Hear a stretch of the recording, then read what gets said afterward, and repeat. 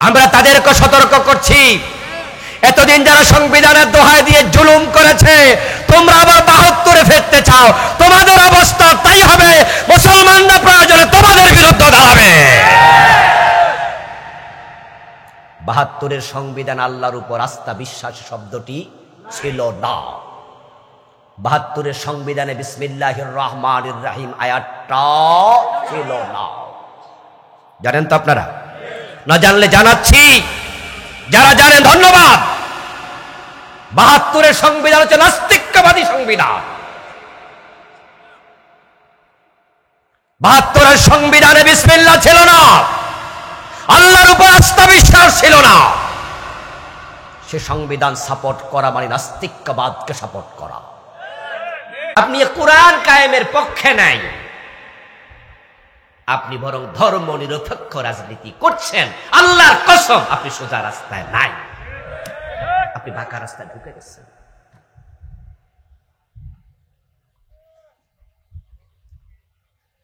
আমার প্রিয় ভাই, জান্নাতের রাস্তা রাসূলুল্লাহ সাল্লাল্লাহু আলাইহি সাল্লাম একটা আঁকলেন, আর জাহান্নামের রাস্তা দেখালেন অনেকগুলো বাঁকা বাঁকা। এবার বলুন তো, জাহান্নামে যাওয়ার লোক সংখ্যা কম না বেশি? কারণ রাস্তাও বেশি। প্রিয় নবী বলছেন, আমার উম্মত হবে ৭৩ দল, তার মাঝে জাহান্নামে যাবে ৭২ দল। এই যদি উম্মতের খবর হয়, হিন্দু বৌদ্ধ ইহুদি খ্রিস্টান হেরা তো উম্মতের কাতারে নাই, হেরা তো এমনি জাহান্নামী। আর উম্মতের ভিতরে ৭২ দল ঢুকছে জাহান্নামের রাস্তায়। জান্নাতের রাস্তায় জনসংখ্যা বড়ই কম।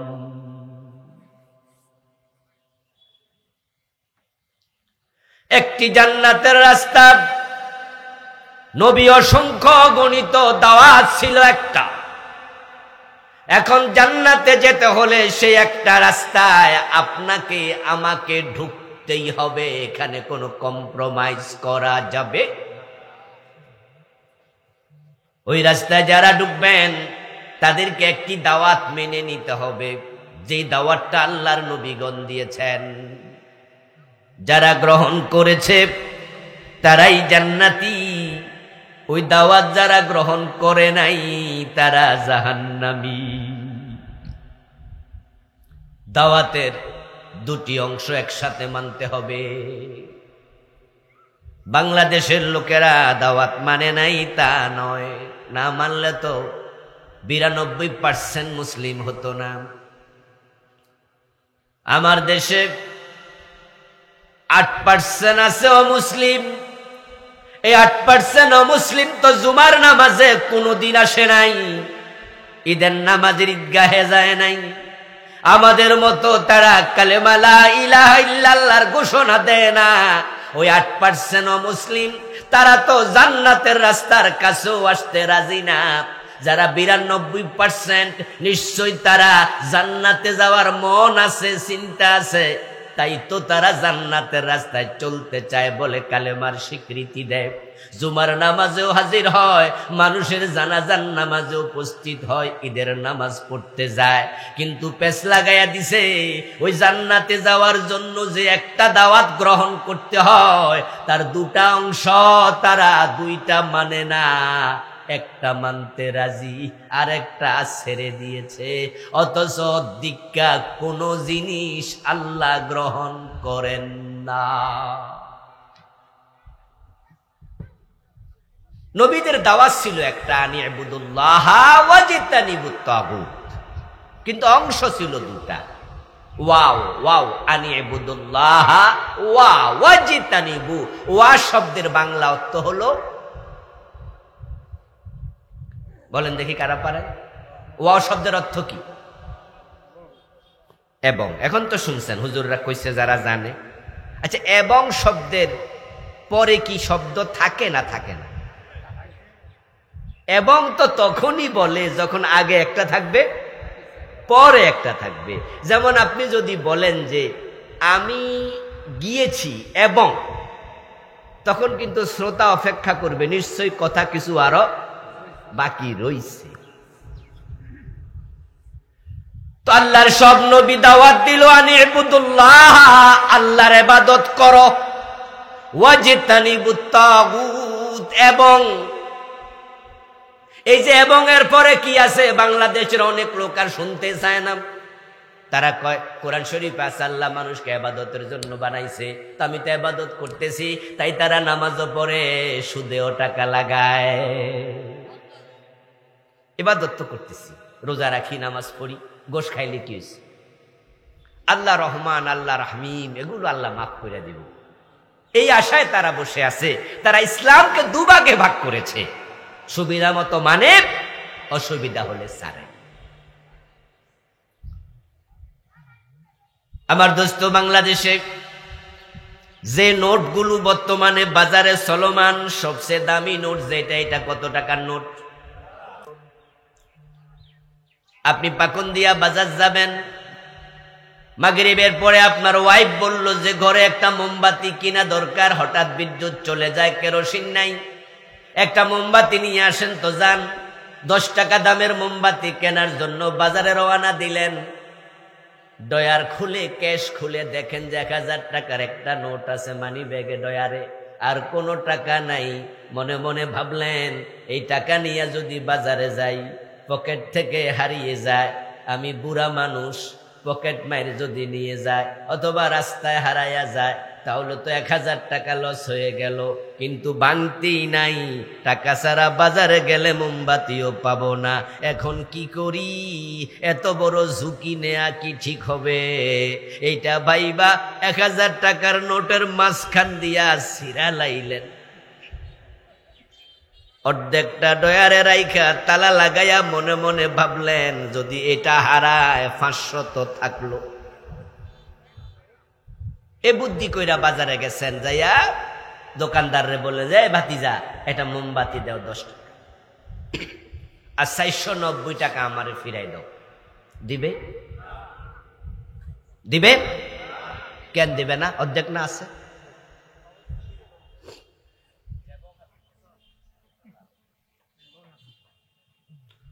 ফজরের নামাজ ফরজ কয় রাকাত? কথা বলেন, কয় রাকাত? 1 রাকাত সূরা ইয়াসিন দিয়া পড়লেন 15 মিনিট লাগায়া। দ্বিতীয় রাকাত না পড়ে সালাম ফিরে বাড়ি চলে গেলেন, সওয়াব পাইছেন 50%। ঠিক কতটুকু? কেন 1 রাকাত না পড়ছিলেন?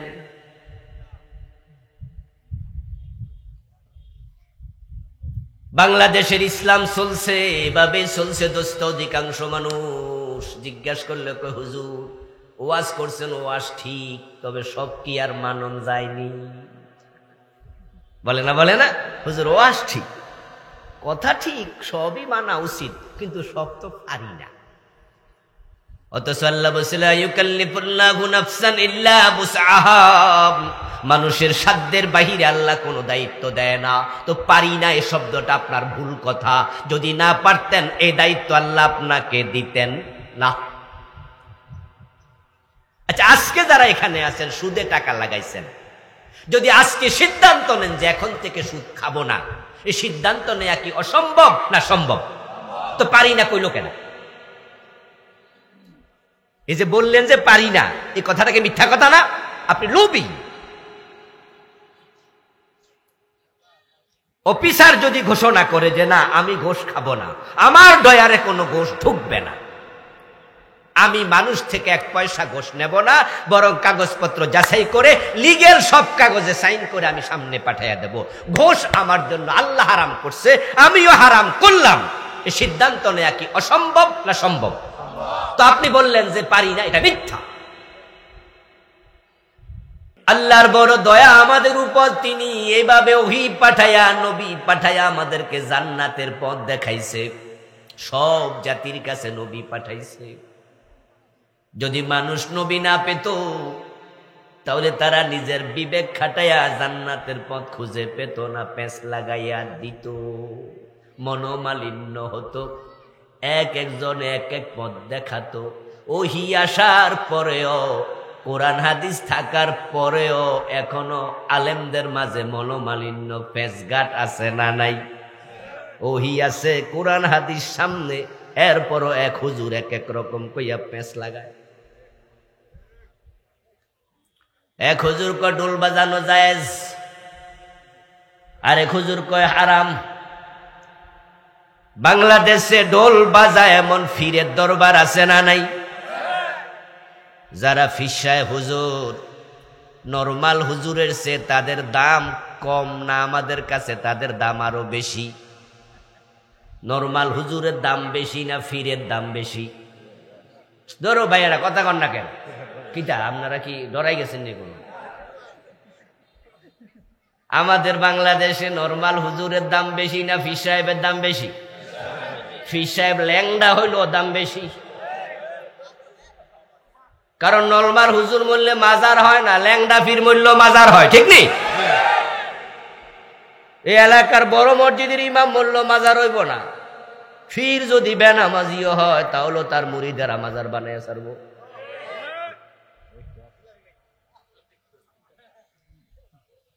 গাছের বড় কাঁঠালটাই মসজিদের বড় হুজুরকে দেবে না, কিন্তু ফির যদি বেনামাজিও হয়, বেনামাজি ফিরের কাছে বড় কাঁঠাল হাদিয়া নেয়, এমন মুরিদ আছে না নাই? তাহলে বাংলাদেশের পাবলিকের কাছে হুজুরের দাম বেশি না ফিরের দাম বেশি? মনে করে এটা হেদায়াতের কারখানা। এখন ওই ফিরের দরবারে ঢোল বাজায় এমন দরবার আছে না নাই? আরেক দরবারওয়ালা ফির কয় ঢোল বাজানো হারাম। দুই হুজুরের চিন্তা এক না দুই, অথচ কোরআন হাদিস আমাদের সামনে আছে না নাই? ওহি থাকার পরেও ফিরেরা দুই দিকে দৌড় মারছে। আর ওহি যদি না থাকতো তাহলে কি হতো?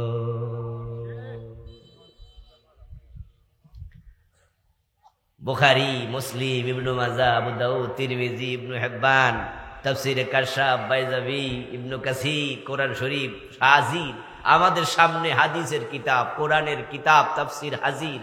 এরপরও ফেস লেগে যায়। আর এগুলো যদি না থাকতো? এখন তো কমপক্ষে আপনাদেরকে আমরা বলতে পারি, এই ভাই এটা করেন না, এটা হারাম, এটা নিষেধ। আপনি আইসা বলেন যে হুজুর আপনি কইছেন এটা হারাম, আপনার কথার ডকুমেন্ট কি? তো আমি বলতে পারি ভাই আসেন, এই যে কোরআনে আছে, আসেন হাদিসে আছে। তাও আপনি একটু থামেন, যাক কোরআন হাদিসে আছে। কোরআন হাদিস যদি না থাকতো আমি দেখাইতাম না। কি ইংরেজি একটি প্রবাদ আছে, many mind many minds, many man many minds. মানুষ যখন বেড়ে যায় তখন মতামত বেড়ে যায়। আমি এমন জায়গায় নামাজ পড়ছি বাংলাদেশের, যেখানে আমরা লোক ছিলাম 4 জন, আমি, আমার ড্রাইভার, সফর সঙ্গী 2 জন। 4 জনে নাইমা মসজিদে ঢুকছি। ঢুকার পরে দেখি পাবলিক সবাই পূর্ব দিকে ফিরে নামাজ পড়ে। নাউজুবিল্লাহর কিছু নাই, ওরা ঠিকঠাক মতোই পড়তেছে। আমার কাছে মনে হয়েছে এটা পূর্ব দিক। এ আপনাদের কিশোরগঞ্জে এবার কই যাবেন? নাউজুবিল্লাহ যে কইছেন, কিশোরগঞ্জের মানুষ কি পূর্ব দিকে ফিরে নামাজ পড়ে? কিন্তু আমি দেখলাম পূর্ব দিকে ফিরে নামাজ পড়ছে। কি আর করবো, মাগরিবের নামাজ পড়বো। তো আমি ওদের সাথে যা, সবাই যেদিকে আমিও সেদিকে। আর এটা বুঝে নিয়েছি যে আমি দিক হারাইছি। কিশোরগঞ্জের লোকেরা পূর্ব দিকে ফিরে নামাজ পড়ছে না, ওরা ঠিকঠাক পশ্চিম দিকে। কিন্তু আমার কাছে মনে হয় এটা পূর্ব দিক। নামাজ শেষে এবার আমি আমার 4 জন 3 জন যে আছে, আমরা 4 জনে মিলে বলতেছি, রে নামাজ তো পূর্ব দিকে ফিরে পড়লাম। লগেরটা কয় না হুজুর দক্ষিণ দিক। বুঝলেন? আমার সাথে এক কথা কয় না হুজুর পূর্ব দিকে দক্ষিণ দিক ছিল। আরেকজন কয় দূর ফাও কথা, উত্তর দিক। একজন কয় না হুজুর এটা পশ্চিম দিক। মানুষ কয়জন ছিলাম? মতামত কয়টা? দেখুন লক্ষ্য করে, এটাই বাস্তবতা। আমরা এক জায়গা থেকে আরেক জায়গায় গেলে পূর্ব পশ্চিম চিনি নাম। যদি নবী না আসতো আমরা জান্নাতের পথ চিনতাম কেমনে?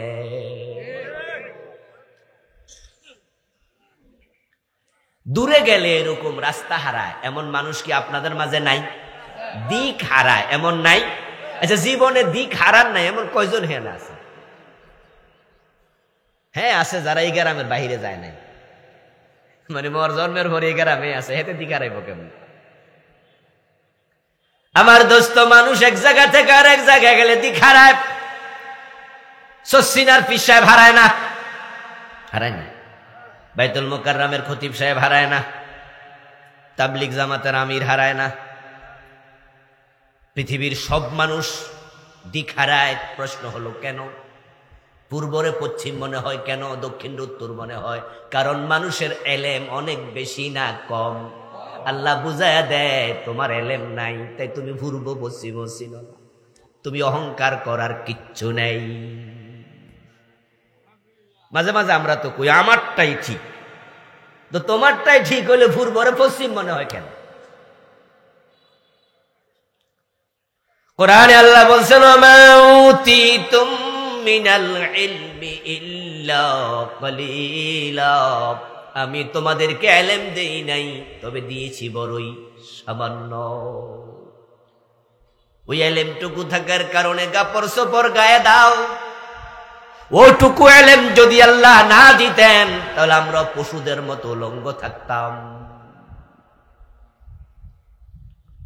যে পশুগুলো আছে, আপনার সে দেখতে মোটা হাতি, আপনার সে দেখতে মোটা বাঘ বল্লুক, তারা কেউ কাপড় পরে না, কাপড় সিলায় না, তাদেরকে বলে গাইরে জবিউল উকুল, তাদের আকল নাই।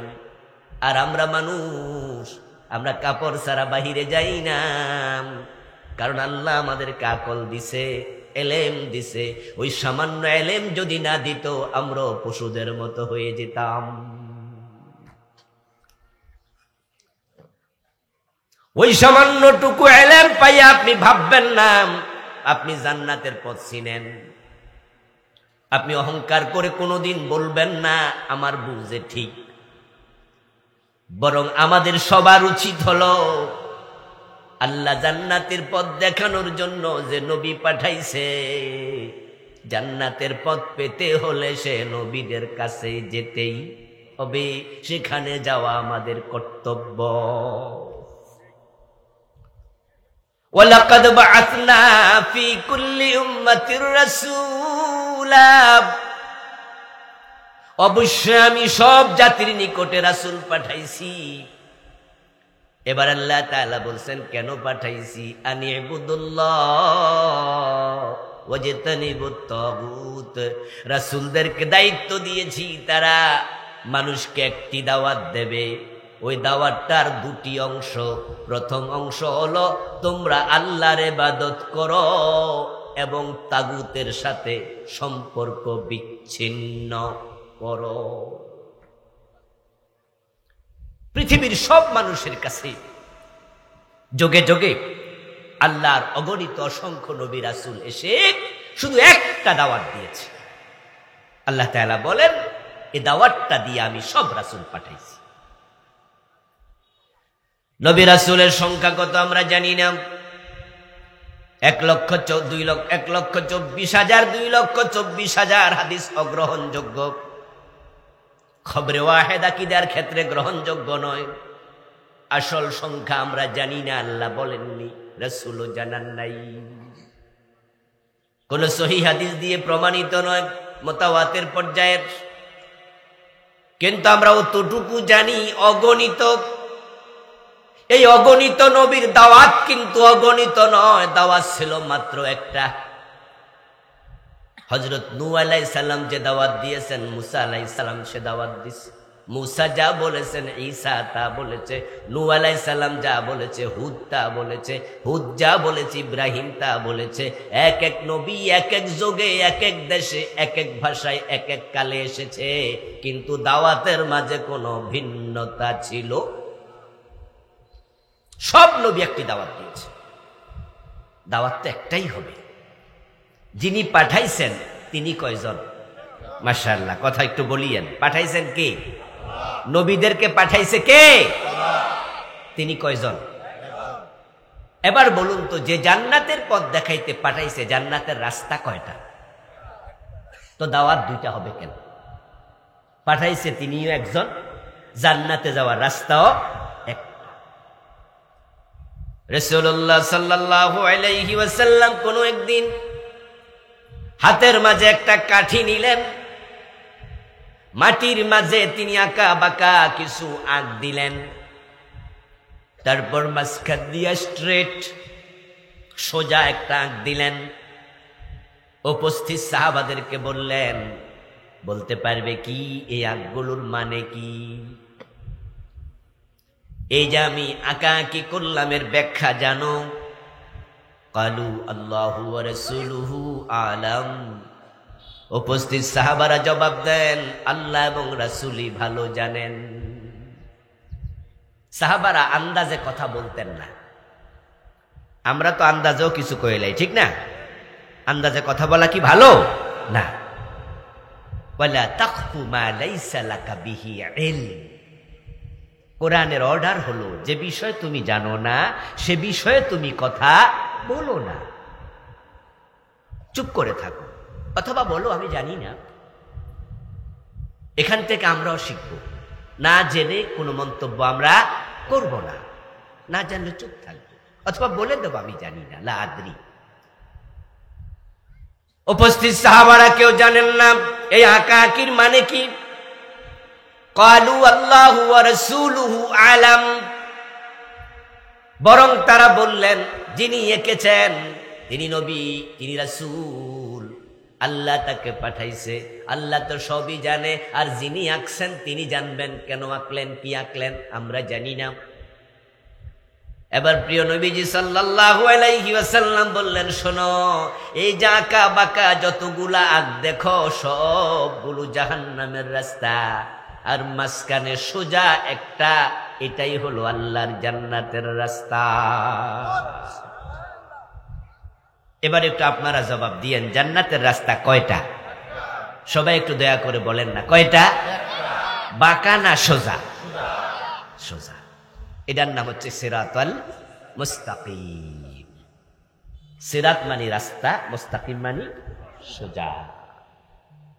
যেটা আপনি প্রতিদিন নামাজে দাঁড়িয়ে বারবার আল্লাহর কাছে চান, ইহদিনাস সিরাতাল মুস্তাকিম, আল্লাহ তুমি আমার এই রাস্তাটা একটু চিনিয়ে দাও, এই রাস্তাটা চিনিয়ে দাও।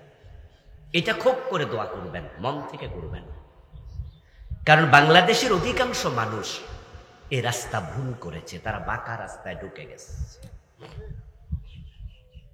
অধিকাংশ, হতে পারে ১০০ মাঝে ৯০-এরও বেশি। এই যে আজকের মাহফিলে আছেন, এখানে অসংখ্য লোক বাঁকা রাস্তায় ঢুকে গেছে, সুদে টাকা লাগাইয়া রাখছে, এমন ২-৪ জন কি আজকের মাহফিলে নাই? আপনি সোজা রাস্তায় নাই। ঘোষ খাচ্ছেন, আপনি সোজা রাস্তায় নাই। ওজনে কম দিচ্ছেন, মালে বেজাল দিচ্ছেন, মানুষ ঠকাচ্ছেন, আপনি সোজা রাস্তায় নাই। আপনারা যারা ওজনে কম দেন, মালে বেজাল দেন, আপনি যদি সিদ্ধান্ত নেন যে আমি ২ নাম্বারই করব না, এটা কি অসম্ভব? তো কেন বললেন পারি না? আল্লাহর উপরে তহমত দিলেন, হুজুর ওয়াজ ঠিক কিন্তু পারি না। তাহলে এর মানে হলো আল্লাহ এমন দায়িত্ব দিছে যে দায়িত্ব আপনার পক্ষে সম্ভব না। আল্লাহকে আপনার আকাশ দিয়ে উড়াল দিতে কইছিল? আপনার পায়ে হেঁটে মসজিদে যাইতে কইছে, তা আপনি মসজিদে না যায় ঘরে নামাজ পড়ছেন, আপনি বলেন পারি না? হ্যাঁ, যদি কখনো আপনি পায়ে হাঁটতে অক্ষম হন, আল্লাহ বলবে ঘরে নামাজ পড়ো, অসুবিধা নাই। বলে হুজুর দাঁড়াতে পারি না, বসে পড়েন, বসে পারি না, শুয়ে পড়েন।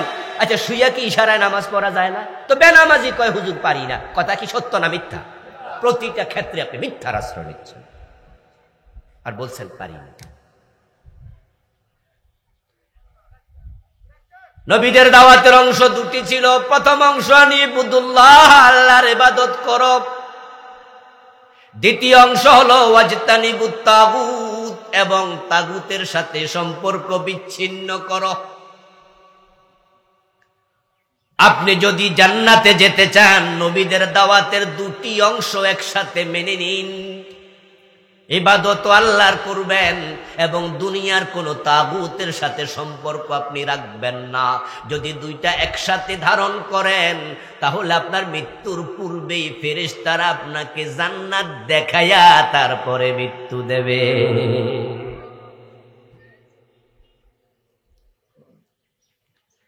الذين تتوفاهم الملائكة طيبين يقولون سلام عليكم ادخلوا الجنة بما كنتم تعملون যারা পবিত্র আত্মা ভালো মানুষ আল্লাহ কোরআনে বলেন তাদেরকে সালাম দেওয়ার জন্য মৃত্যুর পূর্বে আমি ফেরেশতা পাঠাইয়া দেই। ওই ফেরেশতারা তার কাশতার ফিয়রের পাশে বসে তাকে আমার জান্নাত দেখাইয়া তারপরে মৃত্যু দেবে। উদখুলুল জান্নাহ আই উদখুল হাযিহিল জান্নাহ। ফেরেশতারা আপনাকে বলবে, ও আল্লাহর বান্দা, বিমা কুনতুম তা'মালুন, তুমি যে দুনিয়ায় নবী যা বলছে সেটা মানছো, আমল করছো, তোমার আমল ভালো ছিল, এই তো তোমার জান্নাত। উদখুল উদখুল। তুমি তো গরিব মানুষ ছিলা, রিকশাওয়ালা, ঠেলাওয়ালা, দিনমজুর, চাষা, জেলে, কামার, কুমার। তুমি ভিআইপি ছিলে না। তোমার ঘরের মাঝে এক পাশে তুমি গরু পালতা, আরেক পাশে তুমি থাকতা, মাঝখান দিয়া ছিল বেড়ার পাটিশান। গরু প্রস্রাব করলে খুটকট দুর্গন্ধ তোমার নাকে আসতো। তুমি তো উত্তম সুগন্ধি কিনার টাকা ছিল না, তবে তুমি হারাম খাও নাই, চুরি ডাকাতি করো নাই, কষ্ট করছো। এই জন্য আল্লাহ আজকে তোমাকে জান্নাতের আতর পাঠাইছে, আমরা তোমার নাকের ডগায় সেটা ছিটাইয়া দিলাম। মাহুম হানুতুম মিন হানুতিল জান্নাহ। আল্লাহ তাআলা ফেরেশতা পাঠায়, প্রিয় নবীজি বলেছেন জান্নাতের আতর পাঠাইয়া দেয়। ইয়াকুলুনা সালামুন আলাইকুম, ফেরেশতারা কাতার ধরে লাইন ধরে সালাম দেয় আর জান্নাতের ছবিটা তুলে ধরে, তারপরে বলে চলে আসো। তখন তাদের দেহ থেকে আত্মা বের হয়, তাখরুজু, বেরিয়ে যায় তাদের প্রাণবায়ু ওই পানির মতো, কালকাতারাতি, ওই বিন্দুর মতো। যেমন মশক ঢেলে দিলে কাইত করলে, কামা ইয়াখরুজুল মাউ মিনাস সাকা, ওই মশক কাত করলে মশক থেকে পানি যেমন আলতো ভাবে বেরিয়ে যায়, ধাক্কা দেয়া লাগে না। আল্লাহর জান্নাত দেখার সাথে সাথে প্রাণবায়ু বেরিয়ে যায়, কোনো কষ্ট পায় না, দৌড়ে বের হয়ে যায়। আর যারা উল্টা পাল্টা চলছেন, বাঁকা রাস্তায় ঢুকে গেছেন, আচ্ছা আমার অতটুকু ওয়াজ যতটুকু করেছি, আমার মনে অতটুকু করার পরে এখন যদি আপনাদের হাতে কাগজ কলম দিয়ে দিই যে সোজা রাস্তায় কেডা আছেন, বাঁকা রাস্তায় কেডা আছেন, আমার মনে হয় অন্য কেউ জবাব দেয়া লাগবো না, নিজে টের পাইবেন। সাহেবুল বাইত আদরা বিমা ফি, যে আজকে কয়টা মিছা কথা কইছেন আমি জানি না, আপনি তো জানেন নাকি, যে আজকে কারে ঠকাইছেন, আজকে কারা সুদের লেনদেন করছেন, আজকে কারা অফিসে ঘোষ খাইছে, আজকে কারা নামাজ কাজা করছে। এমন লোক আছে না এখানে জোহর পড়ে নাই? আচ্ছা আজকে যারা জোহরের নামাজটা পড়ে নাই, ফজরের নামাজটা পড়ে নাই, এ কি সোজা রাস্তায় উঠছে? নিজে বুঝবেন যে কে কোন রাস্তায় আছেন। যদি আপনি বাঁকা রাস্তায় থাকেন তাহলে আপনাকে ফেরেশতা সালামও দেবে না, আপনার নাকের ডগার মাঝে আতরও ছিটাবে না, বরং কি করবে, জেসকা তেসকা মিলে, শুটকির সাথে বেগুন মিলে, ছোটকালে আমরা কইতাম জেসকা তেসকা মিলে, মানে তুমি যেমন তোমার সাথে আচরণ তেমন। কই শুটকি তরকারিটা বেগুনের সাথে ভালো মিলে। আমরা হেফসখানায় পড়তাম, ছোটকালে হেফসখানায় পড়েছি। তো হেফসখানায় পোলা পান একটু ভোরবেলা উঠলে জিমায় আর কি, ভোরবেলা তো ঘুম বেশি থাকে, তো জিমাইতে জিমাইতে পড়ে। তো কেউ কেউ পড়া বন্ধ করে এরকম করে থাকে, এরকম করে খাই। তো আমরা পাশের জন সিমটি কাটতাম, কাটার সময় কইতাম জেসকা তেসকা মিলে, ঘুমের সাথে সিমটি মিলে। আপনি যেমন ফেরেশতার আচরণ তেমন। ওয়ালাউ তারা ইয ইয়াতাওয়াফাল্লাযীনা কাফারুল মালাইকাতু ইয়াদরিবুনা উজুহাহুম ওয়া আদবারাহুম ওয়া যুকু আযাবাল হারিক। আল্লাহ বলবে ফেরেশতা যা যা, অমুক জালেম, অমুক ফাসিক, অমুক কাফের, তার মৃত্যুর সময় ঘনায় আসছে, মিনিট 10 পরে তার দুনিয়ার সফর শেষ। এখন জান কবজ করতে যাওয়ার সময় জাহান্নামের আগুন দিয়ে বানানো চাবুক নিয়ে যা। জাহান্নামের আগুনের বানানো চাবুক নিয়ে ফেরেশতা আসবে। কোরআনে আল্লাহ বলেন ইয়াদরিবুনা উজুহাহুম ওয়া আদবারাহুম, এসে যখন ওই লোকের সাথে সাক্ষাৎ হবে সাথে সাথে তার চেহারার মাঝে পিঠের মাঝে ওই চাবুক দিয়া পিটাতে শুরু করবে। জরাবা ইয়াজরিবু, আলেম ওলামা ভাইয়ের একটু আওয়াজ কইরা কোন মানুষ একটু শুনুক। জরাবা ইয়াজরিবু অর্থ কি? জেনারেল লোক দেখি জানে, ফিটনি দেয়া, মারা। ইয়াদরিবুনা এক বছর না বহু বছর? বহু বছর। ফেরেশতা কিন্তু একজন আইব না, একজন আসবে না। আপনাদের এলাকায় খুনের মামলার আসামি 10 বছরের কয়েদি পালায়া রয়েছে ফেরারি, রায় হয়ে গেছে 10 বছরের আসাম আপনার জেলখানা, এরপরে ফাঁসি পলায়া আছে। যদি পলায়া থাকে হঠাৎ একদিন পুলিশের সামনে পড়ছে, চা দোকানে বৈশা চা খায়, এলাকার কেউ থানায় ফোন দিয়েছে, ওসি সাহেব ওই খুনের মামলার আসামি তো এলাকায় আসছে। তখন উনি আবার সাথে সাথে সাদা পোশাকে পুলিশ পাঠাইয়া দেয়। পুলিশ কি একজন পাঠায় না একাধিক? নিয়ম কি? ইয়েস, কারণ এর মতো আসামি ধরতে একজন পাঠানোটা নিরাপদ না, এটা নিয়মও না। পুলিশ আসবে 5 জন 7 জন 4-5 জন কমপক্ষে। আসার পরে আপনার চা দোকানে বসে যে ওই আসামি চা খায়, ও বেটারে পাইলে জড়াইয়া ধরে কপালে 2টা চুমু দেবে, ঠিক না?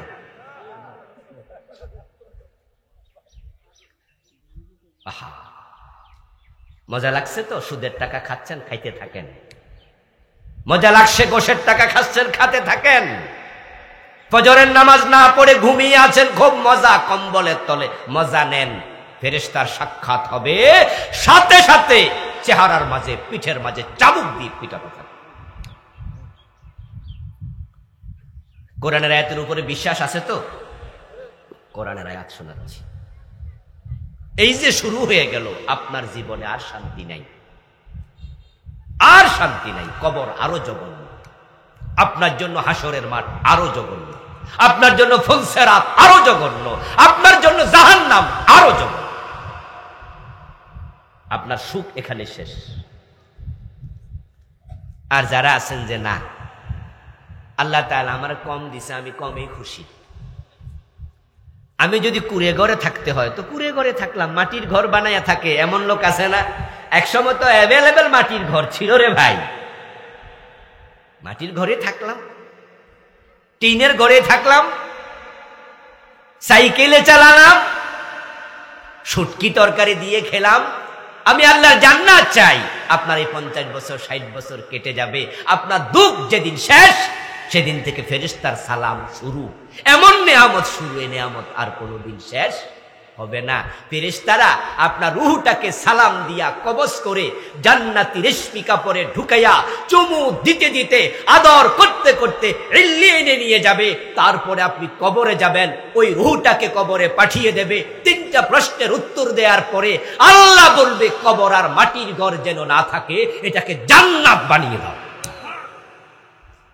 জান্নাতের বিছানা হবে, জান্নাতের পোশাক হবে, কবরকে প্রশস্ত করে দেয়া হবে, জান্নাতের সাথে দরজা খুলে দেয়া হবে।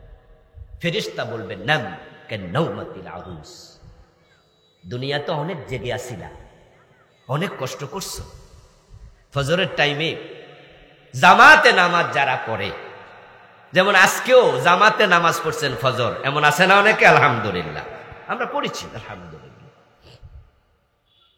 মাহফিল থেকে আসতে আসতে রাতের 2:30 বেজে যায়, 3টা বেজে যায়, 4টা বেজে যায়।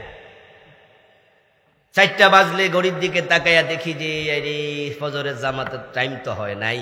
আউয়াল ওয়াক্তে পড়লেও তো পড়তে পারতাম। নিজের সন্তানদেরকে ডেকে, পরিবারকে ডেকে, মসজিদের জামাত এখনো 30 মিনিট দেরি আছে, আমার তো ঘুমানোর টাইম নাই, ওদেরকে নিয়েও জামাতে পড়ি। আলহামদুলিল্লাহ, একা পড়ি না। 1 ঘন্টা ঘুমায়া হলে আবার উঠি, আল্লাহর কসম, একা নয়। এরপরে ঘুমাই। আমি হুজুর, আমি ওয়াজ করলে দায়িত্ব শেষ, আমার আমল লাগবো না? আল্লাহ জিব্বা কেটে ফেলবে। লিমা তাকুলুনা মা লা তাফআলুন, এমন কথা বলেছ, আমল করোনি কেন? আমাদের সে আরো অনেক কষ্ট করে নামাজ পড়ে। আমরা তো আরামে থাকি, গাড়িতে চড়ি, কিন্তু এমন ড্রাইভার আমি দেখেছি, বাসের ড্রাইভার, এত সুন্দর দাড়িওয়ালা, সারা রাত জেগে জেগে বাস চালায়। সেও আবার জামাতে দেখি রাস্তার পাশে গাড়ি দাঁড় করাইয়া বাস বলতেছে আমি আসলাম গাড়িতে চড়ে, ড্রাইভার গাড়ি চালাচ্ছে, চট্টগ্রাম থেকে আসছি, হ্যাঁ স্লিপিং বাস, ঘুমায়া ঘুমায়া আসতেছি। কিন্তু ড্রাইভার তো ঘুমায় না, তার চোখ সজাগ। ড্রাইভিং যারা করে, কষ্ট কাকে বলে তারা বোঝে। ব্রেন কাজ করে, চোখ কাজ করে, হাত কাজ করে, পা কাজ করে। হাত উল্টা পাল্টা করলে গাড়ি খেতে চলে যাবে, পা দেরি করলে আরেকটার সাথে গুতা লেগে যাবে, চোখ প্যাচ লাগাইলে অ্যাক্সিডেন্ট হয়ে যাবে, ব্রেন কাজ না করলে অ্যাক্সিডেন্ট হয়ে যাবে। একসাথে সব কাজ করে। দেখি গাড়ি রাস্তার পাশে দাঁড় করে, ড্রাইভার বলতেছে এই যারা যারা নামাজ পড়বেন নামেন। মনটা জুড়ে গেল যে ড্রাইভার তো আমার চেয়ে আরো বেশি পরিশ্রমী, কিন্তু নামাজ কাজা করে না। এই যে আজকের ফজরের কথা বলছি, এখন গ্রামে গঞ্জে কিছু শীত আইছে না? যারা ভোরবেলা আপনার ফজরের নামাজ জামাতে পড়ছে, ওদের কিছু কষ্ট করা লাগছে, কম্বলটা ধাক্কা দিয়া সরানো এত সহজ না। ফেরেশতা আপনাকে বলবে নাম কানাউমাতিল আরুস, দুলা যেমন বাসর ঘরে ঘুমায়। ও আল্লাহর বান্দা, তোমার দুনিয়ার কষ্ট শেষ, এখন জান্নাতের বিছানা, জান্নাতের পোশাক তোমার কবরের মাঝে এসে গেছে। ওই পোশাক পরে আল্লাহর জান্নাতের বিছানায় ঘুমায়া যাও, এক ঘুমে কিয়ামত হয়ে যাবে। ঘুমানোর অনেক সময় আছে, অনেক লম্বা সময় আল্লাহ দেবে। দুনিয়া একটু ঘুম ব্যাঘাত ঘটাইয়া কষ্ট করে ফজরের নামাজ জামাতে পড়া উচিত, কাজা করা যাবে না। এই বিষয়ে আপনারা একমত হতে রাজি আছেন না? নাই? পড়বেন পড়বেন, ফজরের নামাজ কাজা করবেন না। ফজরের নামাজ এবং আসরের নামাজ মুনাফেক কাজা করে। যে ফজর এবং আসর নামাজ কাজা করে সে মুনাফেক। এই দুই ওয়াক্তের নামাজ মুনাফেকের জন্য কঠিন। আর যারা ফজরের নামাজ তরক করে না, কাজা করে না, তারা মুমিন। আনিবুদুল্লাহ, আল্লাহর ইবাদত করো, প্রথম অংশ। এখন ইবাদত কি? আল ইবাদাতু হিয়া ফাজাউল হায়াতি বিহাসবি আওয়ামিরিল্লাহি তাআলা ওয়া নাওয়াহি। ইবাদত মানে হলো আল্লাহর আদেশ এবং নিষেধের ভিত্তিতে জীবন পরিচালনা করা। নবীদের দাওয়াত ছিল ইবাদত করো, প্রথম অংশ। এখন ইবাদতটা কি? আপনি যে নামাজ পড়ছেন, রোজা রাখছেন, এগুলো ইবাদত নয়, এগুলো ইবাদতের অংশ। যেমন এই যে আমার মাথাটা যদি এখান দিয়া কেটে এটা আলাদা একটা বলে রাখে, প্লেটে রাখে, আর কাউকে জিজ্ঞাসা করা হয় এটা কি, আমরা কি কেউ বলবো এটা মানুষ নাকি বলবো মাথা? যদি ফুসফুস বের করা হয়, এটার নাম কি মানুষ না ফুসফুস? এটা যদি কেটে ফেলা হয়, আলাদা করা হয়, এটা কি মানুষ না হাত? তো মানুষ কই? মানুষ হলো সবগুলো যখন একসাথে। নামাজের নাম নামাজ, রোজার নাম রোজা, হজের নাম হজ, জাকাতের নাম জাকাত, পর্দার নাম পর্দা, জিকিরের নাম জিকির, এক একটা এক এক নাম। সবগুলো যখন এক জায়গায় হয় তখন তার নাম হয় ইবাদত। ইবাদত হলো দুটি অংশের সম্মিলন, দুটি জিনিসের সমন্বয়। একটা হলো কিছু করণীয়, আরেকটা হলো কতিপয় জিনিস বর্জনীয়। কিছু করো, কিছু ছাড়ো, দুটা একসাথ হবে, তার নাম হবে ইবাদত।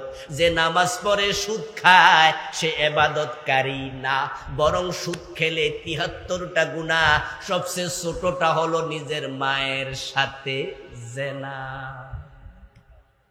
তো জেনাকারী ইবাদতকারী হয় কেমনে? আমার বন্ধু বলুন তো, যদি আপনার সাথে এক ব্যক্তি আজকের আসরের নামাজে দাঁড়াইলো, নামাজটাও পড়লো সুন্দর করে, আপনি দেখলেন কত দারুণ করে রুকু দিল, সেজদা দিল, ঠিক ইমামের সাথে সব কিছু পরিপালন করলো, নামাজ শেষে আপনি তারা জিজ্ঞাসা করলেন, ভাইজান মসজিদের সামনে কল তো নষ্ট, আমি তো বাড়ি থেকে অজু করে আইছি, আপনিও তো আমার সাথে নামাজটা পড়লেন, কষ্ট কইরা অজুটা কোথায় করছেন? হে কয়, না কল নষ্ট তাই অজু করি নাই। কথা কিন্তু বুঝতে চেষ্টা করেন। সে বলল যে হুজুর এই তো কলে অজু করবো ভাবছিলাম, আইসা সাপ দিয়া দেখি সাপা কল নষ্ট, নামাজের সময় হয়েছে তাই ভাবছি নামাজ পড়া নাই, তাই অজুই করি নাই। আপনাদের কাছে জানতে চাইবো, বলুন তো তার যে নামাজটা ছিল এই 2 মিনিট আগে, এটা ইবাদত হয়েছে নাকি? রুকু কি বাদ দিছিল? সেজদা কি বাদ দিছিল? কিয়াম কুদ বাদ দিছিল? উত্তর হলো না। নামাজের মাঝে আরকান আহকাম 13 ফরজ, তার মাঝে 1 নম্বরে শরীর পাক, শরীর পাকের জন্য অজু করিতে হয়। 13 ফরজের মাঝে 1 ফরজ অজু, সে 12টা আদায় করছে, একটা আদায় করে নাই, তাই বাকি 12টার দাম একানাও নাই। ইবাদত মানি 2টি জিনিসের সমন্বয়, কিছু করণীয় কিছু বর্জনীয়। করণীয় হলো ফরজ গুলো, শরীয়তের কি কি কাজ ফরজ সব করতে হবে, কিন্তু এখানে আমরা ঘাটতি দেই, শরীয়তে যা বর্জনীয় সব বর্জন করতে হবে, এখানেও আমরা ঘাটতি দেই। শরীয়তে যা করণীয় ও করণীয়র মাঝে পর্দা একটা করণীয়। এখন 5 ওয়াক্ত নামাজি, অথচ তার মেয়ে বোরকা ছাড়া স্কুলে যায়, কলেজে যায়, এমন বাবা আছে না নাই? তো সে তার মেয়েরে পর্দা করলো কই? নামাজি মানুষ বউটা পর্দা করে না, নিজের বউ বেপর্দায় চলে, বোরকা ছাড়া আপনার হাসপাতাল যায়, চাকরি করতে যায়, বাবার বাড়ি বেড়াতে যায়, সবার সামনে লিপস্টিক দিয়া ঘোরে, এমন লোক আছে কিনা? তো কই করণীয় বাকিগুলা কই? কিছু করলেন কিছু ছাড়লেন। বাবা 5 ওয়াক্ত নামাজ পড়ে, নিজের যুবক ছেলে নামাজ পড়ে না, বরং আজকের ফজরের নামাজে বাবা এসেছে, নিজের যুবক ছেলেটা ঘরে ঘুমায় আছে, বরং বাবা কম্বল টাইনা দেয় শীত যেন না লাগে, ছেলের গায়ে কম্বল টাইনা দিয়া বাবা নামাজে চলে আসছে। অথচ নামাজ নিজে পড়া যেমন ফরজ, অধীনস্থকে নামাজ পড়ানোটাও ফরজ। শোনেন, ইসলামকে মন মতো নিয়েন না, দয়া করে মন মতো নিয়েন না। আমার সামনে এখন বসে আছেন, টাকনুর নিচে আপনার কাপড়, আপনি প্রতিদিন একবার শেভ করেন, মাহফিলে আসতো বিড়ি টানছেন, যাওয়ার সময় আর একটা বিড়ি খাইতে খাইতে চলে যাবেন, বসে আছে বিড়ির প্যাকেট পকেটে, এমন শ্রোতা 2-1 জন আছে না?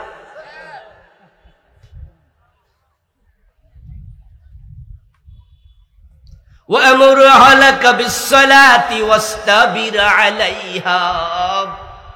কুরআন মাজিদে আল্লাহ বলেন, ও নবী, নিজে নামাজ পড়ুন, নিজের অধীনস্থ পরিবার পরিজনকে নামাজ পড়তে আদেশ করুন। আমার ঘরে বেনামাজি থাকে কেমনে? আমার ইনকাম খাবে?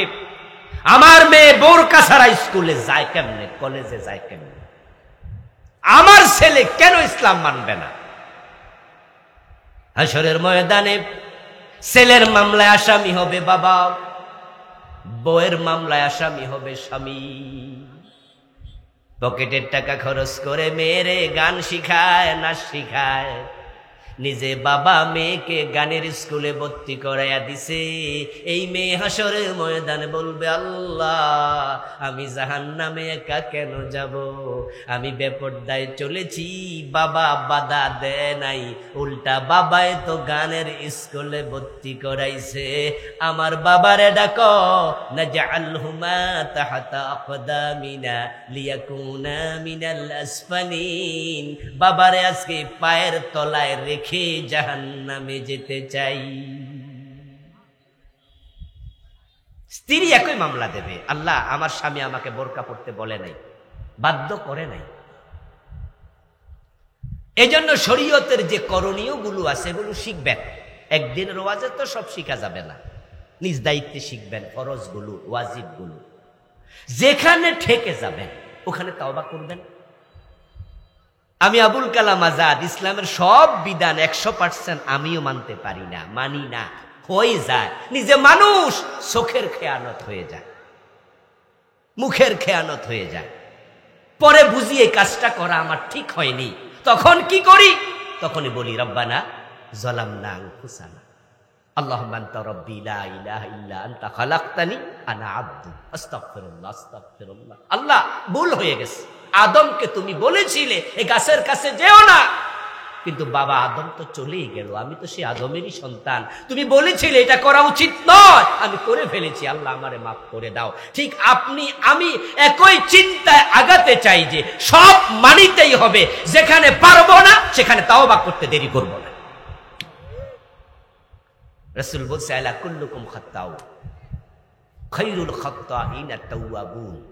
ও আল্লাহর বান্দারা, তোমরা সবাই গুনাহ করবে, তোমরা গুনাহগার, তবে তোমাদের মাঝে আল্লাহ তাকে সবচেয়ে বেশি ভালোবাসে যে গুনাহ করলে তাওবা করে। ওয়াজতানিবুত তাগুত, তাগুতের সাথে সম্পর্ক রাখা যাবে না, সেটা আবার কি জিনিস?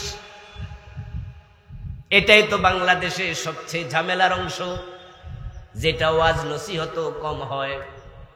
তাগুত হলো সেই শক্তি, যেই শক্তি আল্লাহর জমিনে আল্লাহর দিন কায়েম করার পক্ষে না, বরং দিনের উল্টা আইন বানায়। তারা দিন মানে না, আমাদেরকেও মানতে দেয় না, এমন শক্তির পক্ষে থাকা যাবে না।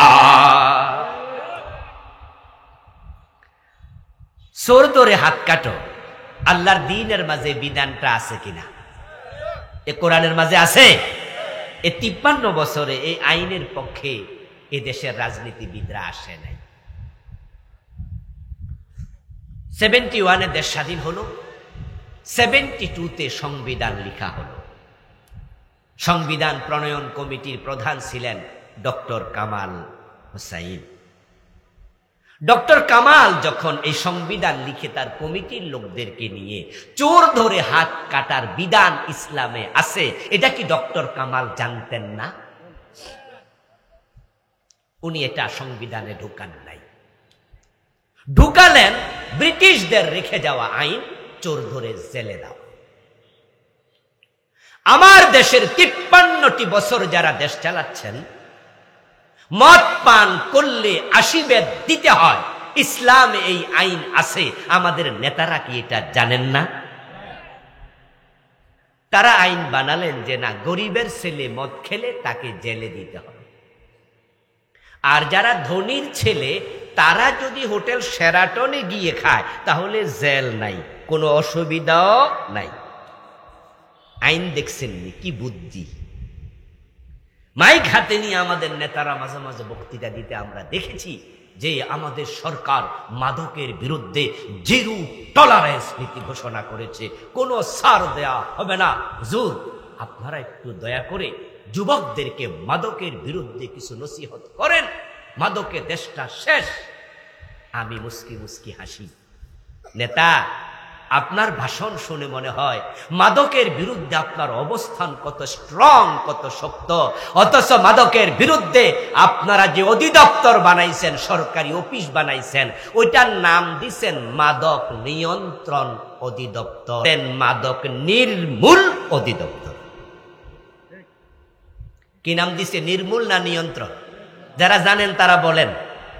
আমাদের দেশে মাদকের বিরুদ্ধে যেটা আছে ওইটা কি নির্মূল না নিয়ন্ত্রণ? আচ্ছা, নিয়ন্ত্রণ শব্দের অর্থ কি? বাদ দেয়া? হ্যাঁ, বুদ্ধি দেখেন। এই ড্রাইভার, 80-তে গাড়ি চালাও কেন? 90-তে চালাচ্ছ কেন? নিয়ন্ত্রণে চালাও। এর মানে বন্ধ করে খারাইতাও। এর মানে আমি বুঝাইছি 60-70-এ চালাও, 50-এ চালাও। উনারা দিলেন মাদক নিয়ন্ত্রণ অধিদপ্তর, এর মানে হচ্ছে কিছু কিছু খাও। মাইক হাতে নিয়ে বলছে আমরা সিরিয়াস, অফিস বানাইলো নিয়ন্ত্রণ। এর মানে হলো হোটেল শেরাটনে, হোটেল সোনারগাঁতে, হোটেল রেডিসনে মদ খাওয়ার জন্য লাইসেন্স দিয়ে বসে আছে, অফেন দেবালোকে মদ বিক্রি করছে, পাহাড়ের মাঝে মদ খেয়ে নাচছে, সাথে নর্তকী সহ। কারা তারা? এই নেতারা, নেতাদের সাঙ্গপাঙ্গরা। যারা ধনী তারা বড় চালাক, তারা মদ খাওয়ার রাস্তা খুলে দিয়েছে। অধিকাংশ নেতা, সবাই না, কিছু ভালো আছে, অল্প। আমার বন্ধু, এখন যদি আপনার বাড়িতে চোর ঢোকে আর আপনি এটা নেন আপনাদের চেয়ারম্যানের অফিসে, চেয়ারম্যান সাহেব যদি চোরটা ধরে হাত কেটে দেয়, চেয়ারম্যান গিরি থাকবো নি? সাথে সাথে আমাদের ৭১ টেলিভিশন হাজির হয়ে যাবে। প্রথম আলো পত্রিকার সাংবাদিক, কি নাম এটা? প্রথম আলো, প্রথম আলো নয়। এই দেশে যত যন্ত্রণা ষড়যন্ত্র, প্রত্যেকটার পিছনে প্রথম আলো, ডেইলি স্টারের হাত আছে। জঘন্য পত্রিকা, জনকণ্ঠ। ওরা ধরে এসে যাবে, রিপোর্ট করে দেবে, চেয়ারম্যান চোর ধরে হাত কেটেছে, তার বিরুদ্ধে রাষ্ট্রদ্রোহ মামলা হয়ে যাবে। থানায় নেবেন, ওসি যদি হাত কেটে দেয় ওসির চাকরি চলে যাবে। আদালতে দেবেন, হাকিম যদি অর্ডার দেয় হাত কেটে দাও, হাকিমের চাকরি চলে যাবে। অথচ আল্লাহর কোরআনে আছে চোর ধরে হাত কাটো, চাকরি কেন যায়? কারণ আমাদের দেশের সংবিধান যারা লিখেছে তারা এটা লেখে নাই, বলবে সংবিধান বিরোধী আদালতের আইন, সংবিধান বিরোধী ওসির ভূমিকা, সংবিধান বিরোধী চেয়ারম্যানের ভূমিকা, তা রাষ্ট্রদ্রোহ মামলা দেও। এতে বোঝা যায় কিছু লোক আছে আল্লাহর আইন মানে না, আমাদেরকেও মানতে দেয় না, ওরাই হলো তাগুত। এখন বাংলার এই জমিনে আল্লাহর আইন প্রতিষ্ঠার জন্য আপনার ভূমিকা কি? তাগুতের সাথে সম্পর্ক যদি ছিন্ন করেন, তাহলে কোরআনের আইনের পক্ষে আপনাকে কাজ করতেই হবে। আকিমুস সালাত, এই আয়াত যেমন কোরআনে আছে, আকিমুদ্দিন এই আয়াত কোরআনেই আছে। নামাজ কায়েম করো। তাই আলহামদুলিল্লাহ আমরা সবাই কম বেশি নামাজ পড়ি, নামাজের প্রতি আগ্রহী, কিন্তু আকিমুদ্দিন, দিন কায়েম করো, এ বিষয়ে অনেক মানুষ একবারে বেখবর। কিছু ধরলেন, কিছু মানলেন, কিছু মানলেন না, কিছু ধরলেন, কিছু ধরলেন না। কান খুলে শুনুন, সুবিধাবাদ জিন্দাবাদে মুমেন হওয়া যায় না। আমরা নামাজিরা, আমরা ইসলামপন্থীরা, যারা খারাপ মানুষ তাদেরকে বাদ দিয়া যদি এই দেশের তাবলীগ জামাত, এই দেশের পীরের মুরিদেরা, এই দেশের নামাজিরা, আলেম উলামারা, আমরা কোরআন প্রেমিকেরা একমত হয়ে যাই, আল্লাহর এই জমিনে তার দিন কায়েম করতে 6 মাসের বেশি লাগবে না।